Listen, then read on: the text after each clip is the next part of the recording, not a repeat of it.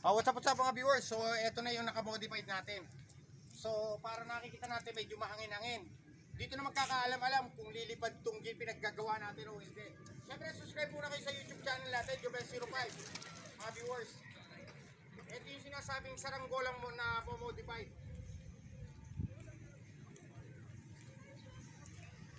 Kaya lang parang umiikot-ikot yung hangin.